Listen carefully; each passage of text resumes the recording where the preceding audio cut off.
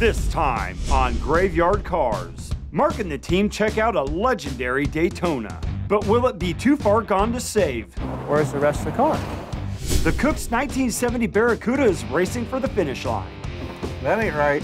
And Mark's original equipment loyalty is tested when the dailies want to install an aftermarket suspension from Magnum Force. Isn't that pretty nice? These aren't factory? You can't drive, so you had to change all the suspensions so you could drive this car. Is that it? No. On this episode of Graveyard Cars. Got that car coming to get you, Barbara. The unburied dead are coming back to life. I'm Mark Warman, and together with the most critical man in the world, Darren Kirkpatrick. Give me a gun! My son-in-law, Josh. Oh, yeah! And my best friend, Roy. Well, all right! We bring dead muscle cars back to life, to exactly the way they were on the day they were born. If we don't kill each other. It's gonna be a bloodbath.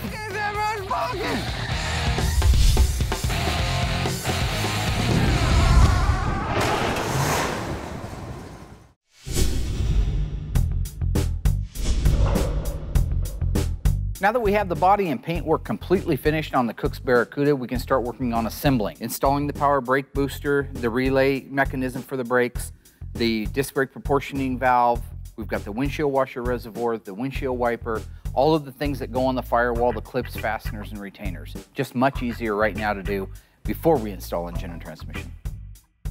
We're moving along pretty good on the little Barracuda. I'm kind of jumping in between it and other things. Just finished putting the power brake booster, master cylinder, disc brake proportioning valve, and the front brake line set in. Royal's buttoning up a couple things underneath the dash. When I get back in here, I'll be able to put some other pieces on it, such as the wiper transmission, the windshield washer reservoir, the horns, some of the other things. After that, we're ready to set the car down around the drivetrain.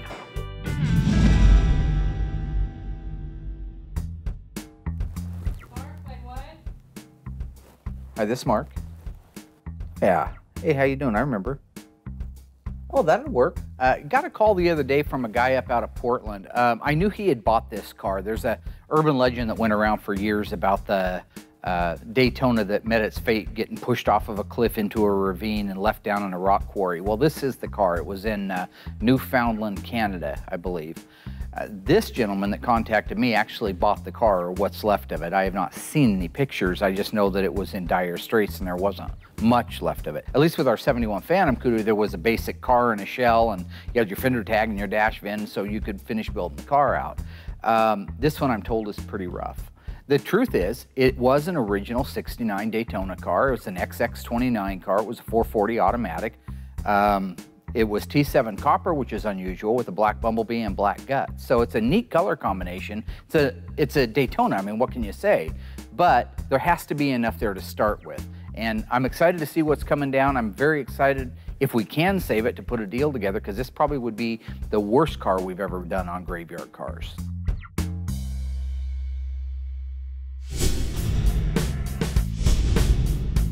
How's it going, John? Good, how about you? Thanks for coming down. Yeah, my wife, Jen. Jen, nice to meet you. So John showed up today with his wife, Jen, and the Daytona Charger. A year ago, after he got the car, he had contacted me. He actually stopped by the shop to say hi. He didn't have any photos of it at the time. I told him that if you got to a point, I mean, like I say, he described it as pretty bad. And so when the owner describes it as pretty bad, it probably is. I'm all excited because John's bringing in his Daytona Charger. It was actually pushed off a cliff way back when. You know, the car may or may not be restorable. I'll be the judge of that. I haven't seen anything. I know the way you described it to me, so I don't have huge aspirations. So I want you to know I'm on your side in this thing. That, right. You know, you've seen our Phantom Cuda. Yep. You know my mentality, unlike his, the naysayer. And mine is to save every one of these cars that can be saved. Mm-hmm. That's my goal, my objective. And the only restraints that I have, that I put upon myself, are just the moral ones. Is, are we able to save enough of it to still call it that car? So with that, feel free to show me what you got. Sure. Okay. When John got here and met the car and everything, I was all excited to see what was actually in the trailer. Royal, over here. Oh, Darren, looks like your car. When John opened the back end of the trailer, I wondered where the rest of the car was. Where's the restorable portion of the car at? Okay, what are we looking at then? This is the remains of a '69 Daytona Charger. So, you know, seeing the back door drop down and knowing that, you know, there's just a lot of parts in there, that didn't really make me gasp. My job is to stay in composure and first and foremost assess if we're even talking about a Daytona Charger or what somebody hopes was a Daytona Charger. So I need to look for all the different things, and that's what I'm doing. Air baffles that were unique to the nose cone for the NASCAR 69. This held the original baffles in place. These were rivets. I would expect to see some remnants of it being an original Daytona, and that's good to see that, as well as these that held the lower splash shield in. Look for the rivets or remnants that the nose cone was on whatever components are left. Look for whatever components are left. Was there a real live Daytona stripe on it? What color was it? Look at the floor and see if the fender tag's saying it was an automatic and it's got a hole punched in it. Was it, you know, did somebody punch a hole in it, or did it start life as a 4-speed? Is there T5 copper, the paint code, underneath all the layers of people's dreams of what they thought would look good? The Charger spent a hard life in Newfoundland, Canada. It was abandoned in about '77 in a rock quarry with about a dozen other cars. In the early '80s, the town where they abandoned the cars decided that they needed to build a dam to help with flooding in the downtown area. Where they wanted to build the dam was where all these cars were abandoned in the quarry. So when the work crews showed up with the trucks and the bulldozers to build the dam, they took all the cars and just pushed them off of the ravine to get them out of the way. And I stumbled across an old posting about a Daytona Charger that was pushed off a ravine. And I thumbed through the post for, you know, an hour or so. And the guy's final post was he was wanting to sell the car, but not sure what to do with it or what to ask for it. So I just sent him a random email, you know, on a 2-year-old post, and he responded. And I've always been a Charger fan, always been a Charger fan. My dad got 2 Chargers when I was a kid, and I ended up getting one of the Chargers. And I always wanted to make that one a Daytona. You know, I like the stripe, I like the wing, I like the nose. That's the original door? Yes, original passenger door. And I assume that's the original right-hand rocker and B-pillar setup? Yes. You know, it's cool that John has what he does for the car. I mean, he has the dash VIN, even though it's kind of problematic when somebody cuts the dash VIN out of a dash skeleton. But the good news is he brought the dash skeleton down that he cut it out of, and it fit in there perfectly. So I do know it started on that, and the rust and the decay of the dash itself matched the rest of the car. So I believe very much that it started that way. We are ready to put everything in. Mark needs weight washing. I can do anything. If it's gonna make it drive better. Well, you Royal and I installed components underneath the hood of the '70 Barracuda convertible. We also got to check out 1969 Charger Daytona. That may be the most wrecked car GYC has ever considered taking on. Also, from Magnum Force, Ron is coming out to help us install the brand new front suspension in the 1970 Plymouth Cuda. If the VIN don't fit, you must have quit. Little Johnny Cochran there. The tag is amazing. It was in such good shape, but it makes sense when I hear the story that it was actually taken off years ago. But it was in such nice shape, it almost looked like a replica. It wasn't until I turned it over and could see the original patina and the surface rust, and the fact that those cars, when they painted underneath them, they used to take one screw out and they would fold the tag up and they would fold it back down again. That crease across the corner was there. So it's definitely an original fender tag and in amazing shape. I've got cars that the cars are in a lot better shape and the fender tags are barely readable. So this is the opposite. Yes, and then oh, look at that. remaining quarter panel. Wow. The real cool part of this backstory is very much the mystery feel behind it. Here's a car that was forgotten about. The previous owner to John actually backtracked it to the guy who had the car when it got parked, the guy who abandoned it. He had pulled the engine out. He had had the fortitude, the knowledge, or something to pull the engine out and set it in his garage. And 30 years later, they now have the numbers matching original engine to a car that there's not much of a car left. Same guy did some backtracking, did some what I call Mark Worman sleuthing, okay? He went back and found the guy who had the original sales invoice, the original paperwork that showed how much the guy paid for it if he took in a trade, what the car was optioned with, what options it had over a standard Daytona. That's really big stuff. We have cars that are original Survivor cars that don't have that. All I see is a bunch of pieces. You can see the trailer, just a bunch of Charger pieces. The thing's been painted 7 or 8 times. Look like there's pieces of 4 or 5 different cars in there. I just think he took the wrong exit and was supposed to go to the scrapyard. The decision needs to be made on this. Do we build it, or does he start hanging parts on his wall and saying, here's what's left of a Daytona? Well, and again, most things can be restored. This car could be restored. Whether it's feasible or not to restore this car, that's another question. Is there anything really to start with? That's, I think, the bottom line here. What do you start with on this car? There's really no rails, no infrastructure, no core support, no cowl, no nothing. Sure, the car would be beautiful done. Well, in my mind, yes, I believe it's restorable.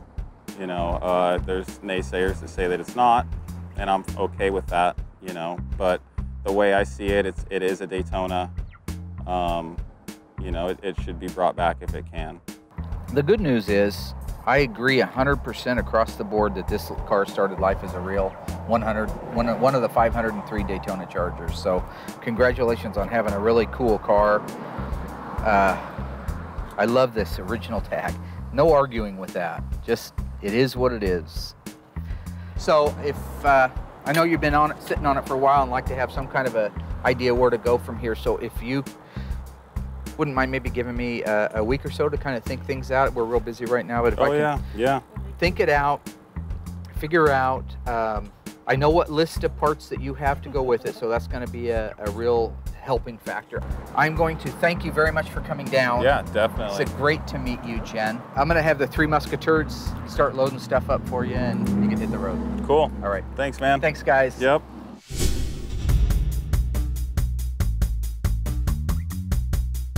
I'm Ron Jenkins. I'm from Magnum Force Racing, and I came down to visit with the guys this week and do an install of one of our modular suspensions on a 70 CUDA. You know, I've talked to Ron Jenkins. It's cool to have him come up and actually working on one of the cars. We've kept threatening back and forth to do it one day, and with Mark and Elena wanting that type of a suspension in the CUDA, it was a perfect fit. Mark and Elena, they want to be able to go on power tours. They want to be able to go across country. They want to be able to go out and do some autocrossing and hang in some corners. So this suspension is perfect for that. The unit that we're going with him is called the Transformer Modular Unit. And it's called a modular unit because you can do as little or as much. Like the K-member that we're putting in today, his new K-member has a rack and pinion, power rack and pinion. The steering goes in front of the K-member instead of back behind it like the original ones do. We're getting ready to put that suspension underneath the car, and I think we're having a really fun day. Ron brought all this stuff up from his place in California. We're gonna install the K-member. Not everything that's here is gonna go in the car. Thank goodness. The spindles, they'll lower the car a little bit, you had mentioned. 2 inches. They're a 2-inch drop in the spindles. So I'm looking at this stuff and I can see that the ball joint's set backwards. I can see that it's fully adjustable. The inherent characteristics of the suspension with its side scrub, camber change, and bump steer have all been addressed with this. I've put these cars together and I thought that an old worn out Camaro drove better than a brand new restored Mopar. I mean, that's sad. You can't drive, so you had to change all the suspensions so you could drive this car, keep it on the road, basically. Is that it? No. No, he's trying to make them more pleasurable. So you say Walter Chrysler did it wrong? But yeah, now that the ball joints move back a little bit, that'll give us our positive caster that we need. Yeah, he wanted this from the time he bought the car the first time. He wanted to do something like this. So if it's gonna make it drive better, oh, it's gonna drive nice. I've always liked mixing old school and new school stuff together. You gotta appreciate the old to appreciate now the new, you know, so to see how far it's all evolved. Okay, so with those in right now, we're ready to put the K-member, right? Exactly.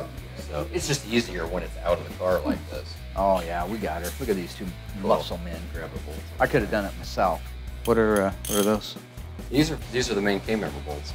Oh, yeah. Oh, there's a little difference. These are brand new for Mr. Mopar's, my OEM ones. These are, look at the little in on there for National. Isn't that awesome? Well, that is nice. Isn't that pretty? Nice. These aren't factory? So these got the shoulders, is that what you mean? They do have a shoulder. Yeah. All right. So do we use these? Happy now? I'm pretty happy. Okay. I'm happier. The 1969 Dodge Charger Daytona has some unique features. An aerodynamic nose cone, simulated fender scoops, and a very tall, vertical rear spoiler. True or false? That rear spoiler was just for looks. The answer coming up after the break. So, was the rear spoiler on the 1969 Dodge Charger Daytona just for looks? The answer is false. It was fully functional. The upper wing, which ran side to side, had an Allen head bolt on each side which allowed you to adjust it. That particular shape of that upper wing was like an airplane wing turned upside down, so instead of lifting, it would push down. There were 2 brackets mounted inside the trunk that spanned the gap between the trunk floor and the quarter panel, so when at a high speed, if that spoiler was pushing down, you wouldn't cave your quarter panels in. That wing was fully functional. Visit graveyardcars.com to learn more. From Magnum Force, Ron is coming out to help us install the brand new front suspension in the Daly's 1970 Plymouth Cuda. This is a great time for me to start looking at the pictures of the destroyed Charger Daytona, or at least what's left of it. Your little Nancy's okay there? You need me to give you a hand there? You all right? You know, I thought at GYC we did factory restorations. We brought the cars back from the dead, restored them exactly like the day they were made at the factory. But it seems as time goes on, we keep deviating from the OEM and going to the aftermarket. Just like with the Magnum Force front end, now they want to put a Magnum Force front end under marketing lane of 7383 CUDA. You're changing everything again. I'm not changing anything. This is the customer's request. We're putting in the engine from above. You used to put it in from below. I know how we used to put it in. I was putting it in while you were...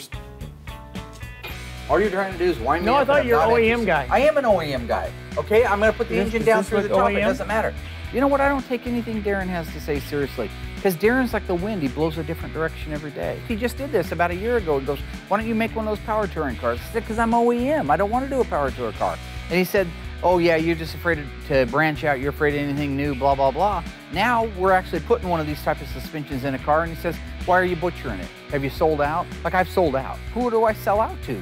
I own it all. So what's interesting about the coilovers is that you now have a captive shock absorber and spring assembly to support the weight of the car rather than the torsion bar. The way this system is designed with the coilover shocks, I think the coilover shocks are always a better system for handling, stability. Torsion bars are just kind of sloppy and lazy, slow reacting. So this will make the car handle so much better. There you go. Beautiful. Wow. That. So we got the K-member installed and moved on to the coilovers and got them installed next. Pretty easy process there. And moved on to the spindles. And then shortly thereafter, we were on to the brakes. You know, it's all wrapped up. We've got the front and the rear suspension in. It's a cool setup. I mean, I could dig where if you were going to really cruise a car across the country, this could be a really neat addition. Again, not my OEM thing, but at the same time, there's other things that we stray from time to time. We make our paint better than OEM. We're willing to do that there. It's kind of fun to be able to do that here. The installation of the Magnum Force front was pretty simple. But what I think now is the car actually sits too low. Nobody wanted to listen to me that this car is going to sit way too low to drive around the streets of Oregon. Well, it was great of Mark to invite me down to hang out with everybody here and do this install. And when we got done, we set the car down on the ground, and of course, that's the coup de grace, without a doubt. It's always fun to see what your handiwork looks like when it's down sitting on all fours. Always a good thing.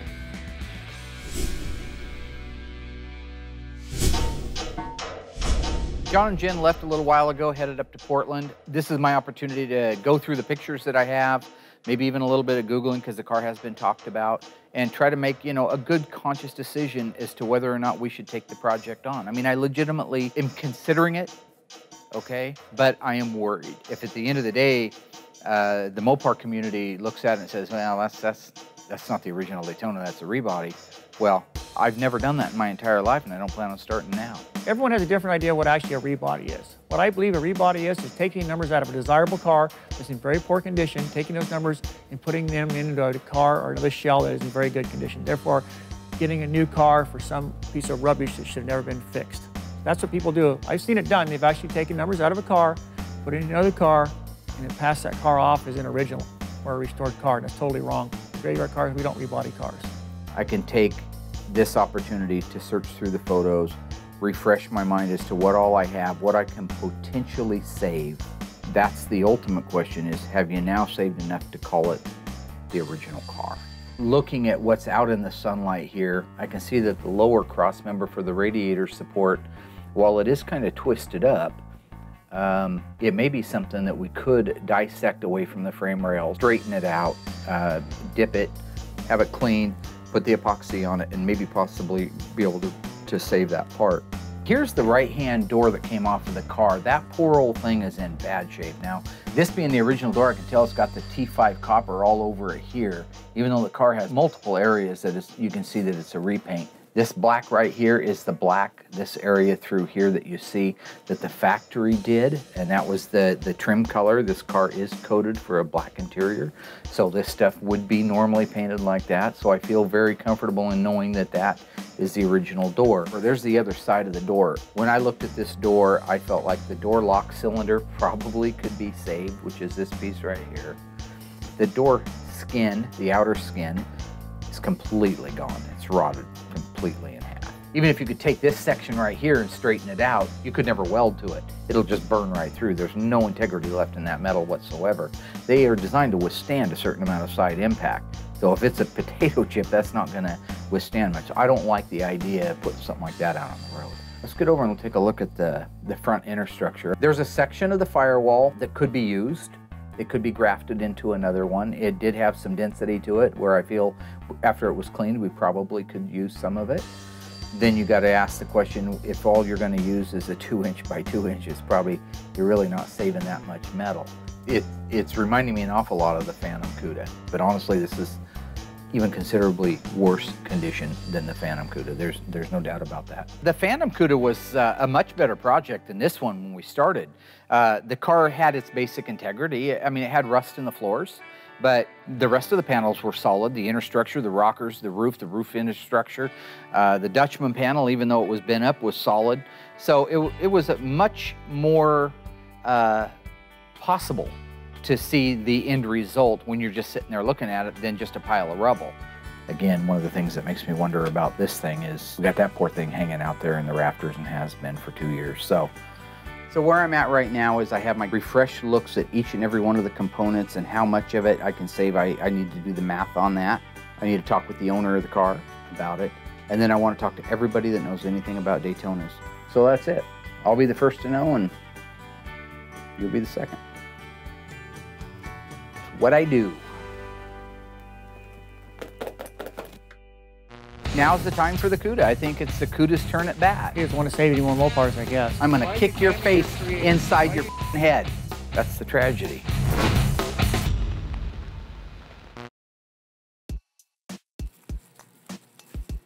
Hey, where were all these at? All of Kimberly's stuff at. Everything should be there. I know this is probably a bad time for you, but I need to get that card so I can get that computer ordered. I need this card so that I can order a computer so that I can get linked up to Mr. Mopart's site and be in cahoots with them so I can start getting all my parts and everything organized. I might be fibbing just a little bit. Card? I've got some video gaming that I'm gonna be doing, and you know, the less that Mark knows about it, the better. You having a good time? Dude, this is awesome. Come on, man. Oh, peekaboo. God oh, night. Man. Card? Hang on. Card? Hang on. My mom's a lot more important than you are. Oh my God, you always I never talked to her. I'm ordering a computer. The one we talked about, so Yes. you can order parts from Moparts and get it Absolutely. online. And you're okay. Absolutely. Giving Josh my card to be able to buy the equipment that he believes is necessary for him to be able to do his job and for us to grow as a company. It's a big step for both of us. It's a big step in him having the confidence to do the right thing and me having the confidence in him to do the right thing. Don't get me wrong, I'm still gonna be doing my job, but in the meantime, there's a lot of cool games out, and I can't wait to start playing. Mel and Head and I got an opportunity to work under the hood of the 1970 Plymouth Barracuda convertible. We also installed the front suspension under the Daly's 1970 Plymouth Cuda, as well as checked out the legendary 1969 Charger Daytona from Newfoundland, Canada. While Long Turd had apparently vanished into thin air, Larry was installing the convertible top. That gave us a chance to button up a few things on the car ourselves.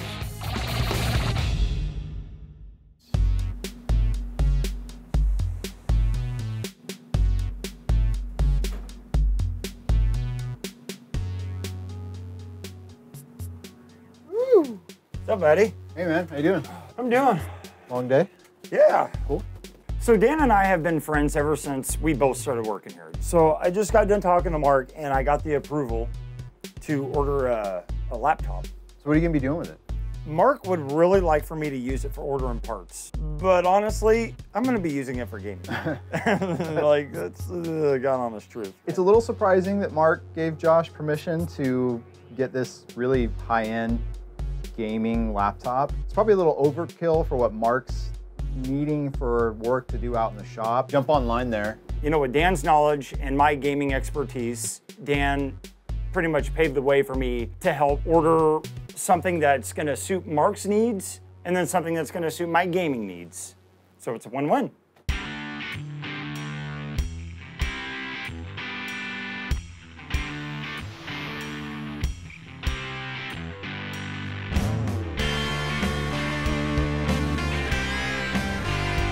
Basically, we've got everything done now that we can do inside the assembly room, so we're moving it out to the shop where we have a nice open area.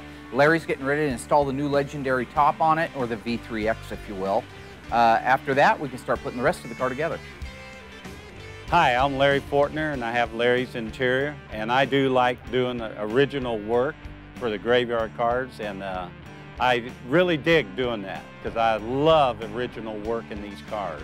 While Larry is installing the convertible top on the Barracuda, we're going to do some small things. We still have side markers to put in, underbody fuel lines, the fuel line clips, clamps, the small pieces that need to be buttoned up before we can actually get the car running and driving. Where's Josh? I'd love to know where Josh is. Hey, where's Waldo? Josh disappears on a daily basis for 10 to 15 minutes at a time. And you want a laptop, right? Yes. Yep. I mean, did he say, like, did he give you a price limit? No. Well, okay. Why don't you click on that bad boy right there? this guy right Yeah. here. This is like the comparison of a 426 4-speed Hemi, if it were a computer, right? Sure.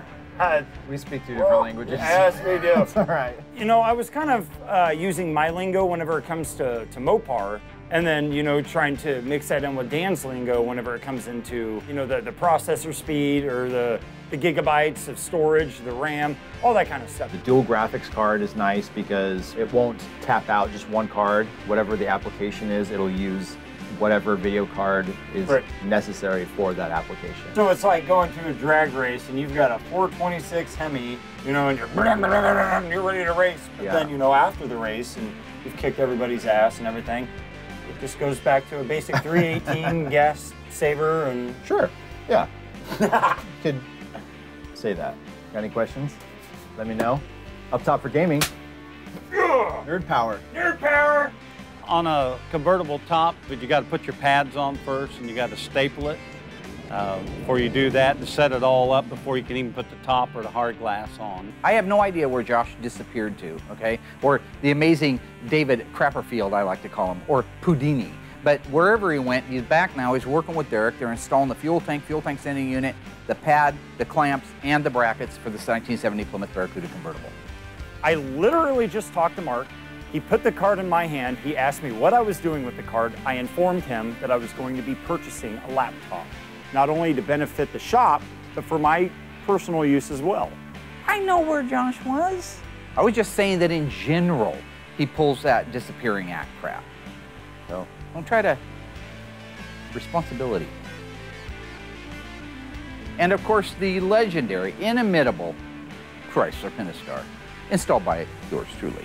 A convertible top, you got to set the pads on it, you got to center it, you got to put the top, your window in first, and then put your top on next, and there's quite a process to that, and it takes quite a while. Larry did a phenomenal job on the top, always does. This is the first convertible top he's done for us, so I was kind of anxious to see. Even though I'm based in Oregon here, I've done 11 convertible tops this summer. They're a lot of work, but I enjoy doing them. And it came out beautiful. It's tight, it fits like it's supposed to, everything's right. Legendary makes a great product, so it makes him look good installing it. I like Legendary's work. I like the way they fit, I like the way they look when they're done. They look perfect. Now that that's done, we can go on with putting the rest of the car together.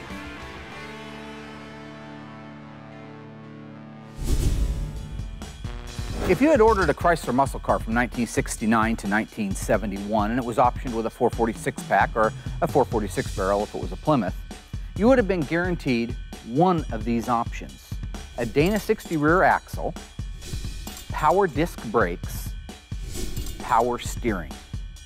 The answer coming up after the break.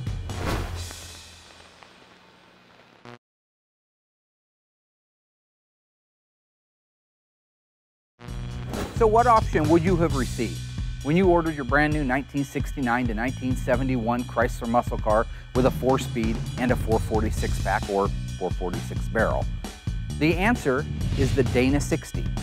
The Dana 60 rear axle package was mandatory on all 440 4-barrel, 446 pack, and 426 Hemi engine options. It came with 2 axle groups, an A33, which gave you 354 gears, or A34, which would have given you a 410 axle. Ironically, for a car that's as heavy as these were, power steering and power disc brakes were still an option. Visit graveyardcars.com to learn more.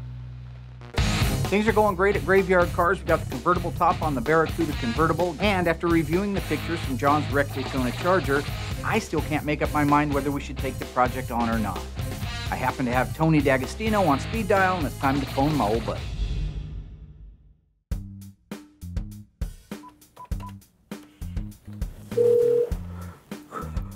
Hello, Tony Smoke Parts. Tiny T? Yes, sir. What are you doing, buddy? Living the dream here. Living La Vida Loca. You are the dream. I've always told you that. You know, anybody that knows me knows I have a lot of respect for Tony D'Agostino. He's a smart guy. He's been doing this as long as I've been doing it. He's been doing parts. I've been doing the cars. I mean, I've been making dreams come true, and he's been selling parts. So I don't think I should get extra points for that. He's a knowledgeable guy. He's probably as knowledgeable as I am in some ways. We talk in alphanumeric codes that make no sense to the average human. These were used on a 1-year only. It was a 340. No, it didn't necessarily have to be a 340. It was a sport, wasn't it? It was a Twister. Oh. It was like a 74 Duster Twister. I mean, he has a real life OE gold class, best of the best in the world Daytona Charger. So he knows Daytonas and he knows everybody that's in it. So looking for feedback, I'm gonna call the T-Meister. So I got you those pictures fired off of that Daytona, and I told you I was give you a call and just kind of, I guess my first question is, did you get a chance to comb through all the photographs? Yes. Okay. You sound happy. Like a jigsaw puzzle. Yeah. And you know, I've seen other projects that haven't been nearly this bad, and first thing I say to somebody, what's going to be left of the original car? Right. What do you really have that's going to be remaining? And honestly, all the documentation stuff, it's nice to have for a car, but I don't even know if I would really classify this as a car. I mean, I already knew when I called Tony what his answer was going to be. He's pretty conservative for the most part. Our egos, like I said before, tell you, you know, you can do anything. And, you know, I can do anything, but in this particular case, it's not necessarily the right thing. And so that's the tragedy. You know, talking about doing cars, this makes your Phantom Cuda look like a showroom driver. And you got that hanging in the rafters. You know, I'd love to see you do it, and I bet there's a ton of other people that'd love to see you do that car. It's in the background in a lot of your episodes. Yeah. I mean, there's a lot to that car. That at least has the roof and the firewall and the inner structures and the quarters. I mean, it's the result of some rot and some damage, so. The enthusiast in you makes you want it. Yeah, we could save another Daytona, but this, I think, unfortunately, this falls into the case of not being savable. All right. Well, I appreciate it. I'm going to let you get back at it. I knew that's probably where you were at on it, but I'll let you know how the guy takes the bad news. Okay, man. Keep him in line. All right, bro. See you. See you. Bye. I guess in some way I had a sense of false hope that maybe he had some kind of an input on it or had seen it done before where it was maybe less ugly and a little more accepted, but it's not. It is what it is. It is what I've always said it is. So Tony brought up the other part about the Phantom car, and we have had that car here. That's really what, you know, that was the genesis of Graveyard Cars. That was the beginning. That's what spurred it on and got me motivated to show the world that, you know, the car could be restored. And I feel bad for the guy because he's a really nice guy. But I'm going to have to let him down and let him know that it's not something I care to take on. But maybe I'll get on the horn with Mike and see if we can't fire up the thoughts in the process of how we could put the Phantom car together finally. So it's always a silver lining. That's what you got to look at. Wrapping up the 1971 CUDA 446 barrel car. He doesn't want to save any more Mopars, I guess. Well, you brain dead son of a, I'm gonna kick your face. I feel really good about the decision on not taking the Daytona Charger on. Tony knows what he's talking about. I concur completely. Now that that's out of the way, we can get the Barracuda back on the restoration track. We need to put the motor, transmission, front and rear suspension in the car. I also need to get hold of Mike over at AMD and call in that favor he offered. Last year, Mike came out from AMD, Auto Metal Direct, wanted to see how we were doing, make sure that the panels that we're buying from him are right and that we had any complaints or if we had any input, which we do, because, I mean, you know, everything can be dialed in. During the visit, I took him out and I showed him our Phantom CUDA, our beautiful 71 446 barrel 4-speed, one of 108 Phantom CUDAs. Got to talking about it, and he had made the offer if I ever needed any help or whatever parts we needed, just let him know. So, you know, I think now's the time for the CUDA. I think it's the CUDA's turn at bat. So I need to call Mike at AMD and say, are you willing to put your money where your mouth is? Let's bring this thing back to life. Your help would be invaluable. I'd rather do it sooner than later. And the owner would probably like to have it back before he passes away. So today we're putting the K-member engine, front suspension, and rear end in Kimberly Cook's 1970 Barracuda. We spent the last few days getting all the things plumbed out under the hood that are easy to get to while the engine and transmission aren't in there. There's still a couple more pieces, but they haven't shown up yet. So we are ready to put the engine and transmission, drivetrain, rear end, everything in. So we moved the car out to the bin pack. We're doing some last minute detailing on those items and getting ready to install them. We got to go that way, I can see right now. Which way? Hang on the back. It may be pretty close. Nope, about 6 inches out of way. That was a foot. And then all you're doing is making it crooked when you do that. So the front, From where I'm you hold sitting, that. Man, it looks like, that looks, Okay. ooh, yeah, that's good. Okay, head on down with it, D. How are we looking, ladies? Okay, come on down, Darren.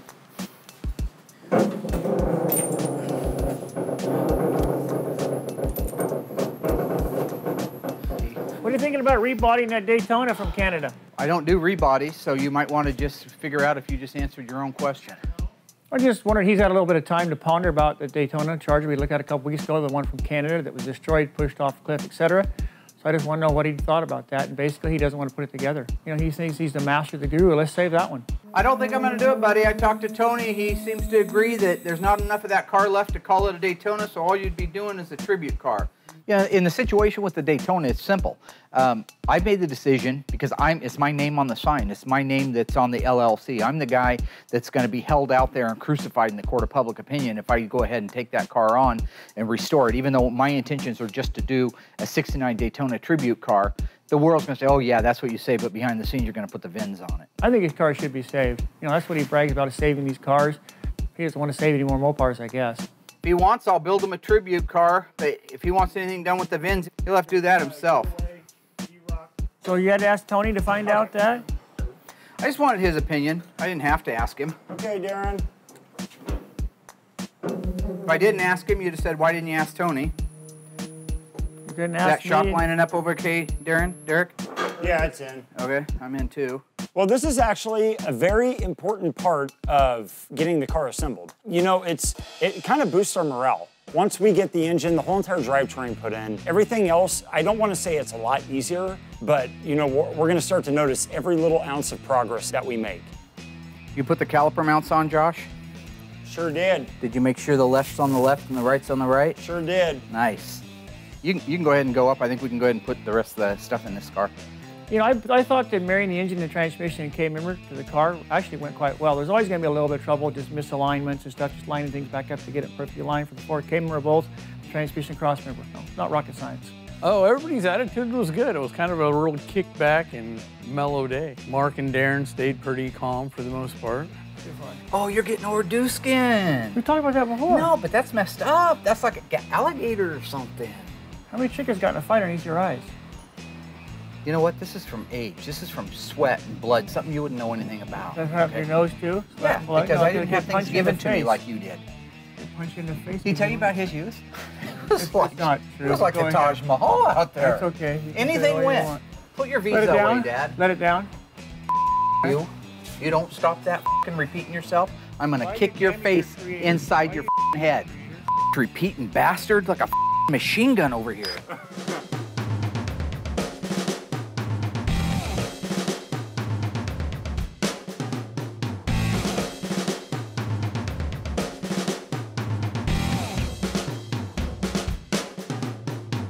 Well, putting the rear end in the car is pretty basic, especially if you got these stands. You can pre-assemble everything, slide it into place, bolt it in the car, then tighten up all your U-bolts, and everything's pretty straightforward that way. Whenever all of us work together as a team, everything goes so smooth. You know, and joking around here and there, it's what we do. You know, playing grab ass with Darren, it's what I do. Punching Mark, that's what I want to do. Good Lord, Mary. Well, you putting a nut on you, brain dead son of You do it. You do it. Just let it down. Do it with your There's really, enough on there. really nice watch on. God forbid you scratch that thing. I thought the rear end actually went quite well too. We had a few problems finding the necessary hardware, but I think it actually went very well today. I don't know what Josh is complaining about. So you got pictures of his pants? God forbid you scratch it. What kind of a man wears his pants like that? We did get our job done. We got the engine, transmission, front suspension, rear suspension in it, so it can get lowered down. Once we get the wheels and the tires done next week, we can put those on, roll the car back around to the assembly room, and just finish up the interior, and we'll be ready for Tommy and Kimberly Cook's visit. We just finished wrapping up the 1971 Cuda 446 barrel car. This is the car that started it all at Graveyard Carz. This is the Phantom Cuda. It's a 446 barrel, 4-speed, one of 108 ever made. It's got a shaker hood, EV2 Tour Red with black guts. Really neat car. I am fully taking Mike up on his offer over at Auto Metal Direct to help us out because we are in such dire straits to get cars done. This is a real blessing that he stepped up and is helping us. Really, that's where we're at now, is we got to get it loaded up on the freight truck, and it's on its way to Georgia. You know, GYC, we pretty much have a full plate of cars waiting to be restored. You know, mine's at the first of the list. And AMD wants to put all the sheet metal on the Phantom Cuda. I think it's a great idea. It'll be good for them and good for us both. The Cuda really is the genesis of Graveyard Carz. The entire concept for the show came to me as a result of this car. I really ran out of time on it. That's the fact. So with Mike's offer, they'll be able to unite this car with brand new Auto Metal Direct sheet metal. They're going to save as much as humanly possible. That was my caveat. I'll let you do it, but what we were going to do is save the roof infrastructure, save the firewall, save the quarter infrastructure, save sections of the floor where possible. Same thing for the upper cowl panel. I do not want it replaced. I want it repaired. I do not want even the smell of rebody going on in this car. I want people to know that Graveyard Carz, and in this particular case, in conjunction with Auto Metal Direct, brought a car back that everybody else in the world scoffed at. Everybody else in the world thought it was garbage and it was going to get total and just wash off, or maybe rebodied. That we're bringing it back to life, that we're going to reignite the passion that happened in the late 60s and early 70s Chrysler muscle car. And this is one of the vessels we're going to use to do it with.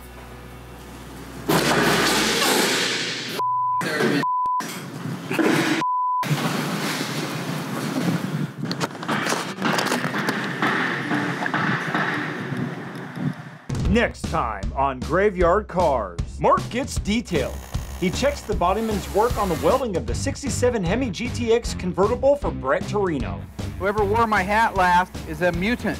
As well as starting the first tint on matching the burnt orange paint on the 70 Hemi Charger.